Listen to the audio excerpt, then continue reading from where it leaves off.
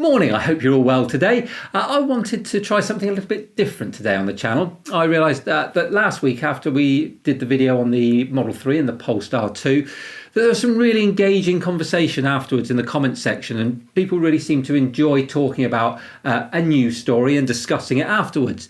So I thought perhaps there's a place on the channel for a second video a week, if I can manage to do it every week, where we look at perhaps a interesting news story, discuss it, and then afterwards there can be some engagement in the comments, and I really enjoy that two-way dialogue that we have afterwards and understanding your views and your opinions. I find it really interesting.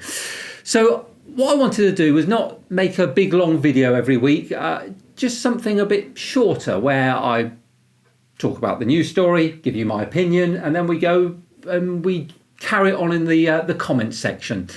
So I thought what it needs to be something that perhaps is in the time it takes to drink a cup of coffee. So maybe a mid-morning coffee with one of your friends or colleagues. At the time it takes you to have that coffee, we should be able to get through the video and then move on to the comment section. So make yourself comfortable, pour yourself a coffee, and let's have a chat today about MG.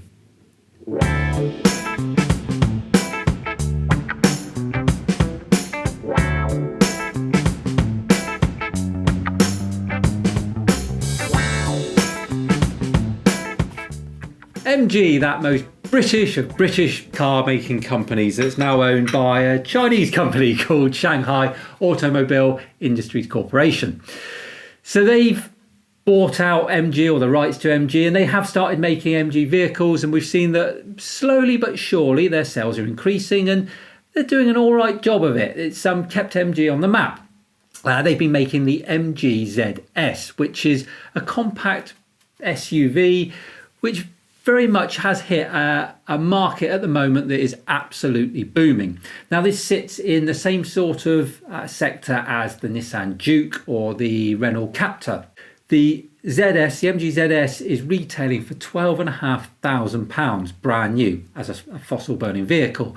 When you compare that to the other two I've mentioned, they're round about just over and just under £15,000. So they are producing a vehicle for a much reduced rate in a market that people are just buying like mad in at the moment. But when you build a car to a reduced price point, of course, it's not going to be perfect. And this is where people have to accept that at the end of the day, you do get what you pay for. It's not to say it's going to be a bad car, but I've got some quotes from journalists that have test driven the ZS, and just listen, there's a few of the things they've said. Mixed handling and ride, road holding is adequate. It's got fake leather upholstery, it looks and feels cheap, but some have said it is very well made, and that's backed up by the company themselves, who put a 7-year warranty on it, so they must be pretty confident in their product. Why am I telling you all this? Well, because they've announced that they're going to start selling a full electric vehicle, the MG eZS, and that's going to arrive in September 2019. So if we are thinking that this car as a petrol vehicle is retailing at £12,500, what can we expect it to be as an electric vehicle? And could this be the electric vehicle of the masses that everybody says they've been waiting for? Well, let's have a look at some of the figures that they've put together to tell us about the specifications. It's going to have a 45.6 kilowatt hour battery. Range, it varies, the different test cycles, they've all been quoted in various places, but it's anything between 192 miles up to, I've seen a very ambitious 268 miles. So let's reckon it's going to be around about the 200 mile mark. And that for me is the mileage that if you can genuinely say that your vehicle can every day drive over 200 miles on its battery, that's the point when your general public do start to take note. They're interested then. A 0 to 50 kilometers an hour time of 3.1 seconds. So 50 kilometers is just over 30 miles an hour. So it's not lightning quick, but it's certainly no slouch. And well, is it the kind of vehicle that actually you want to be doing standing starts in? I would suggest not. The kids in the back might not be overly keen on that.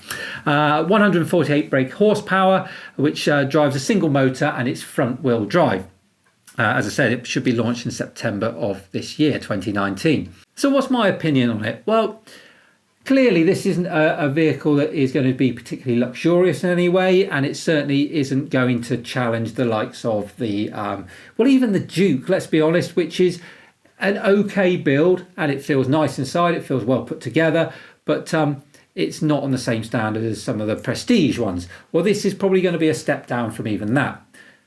But you're not paying the same price for it. Your starting point is so much less in the first place.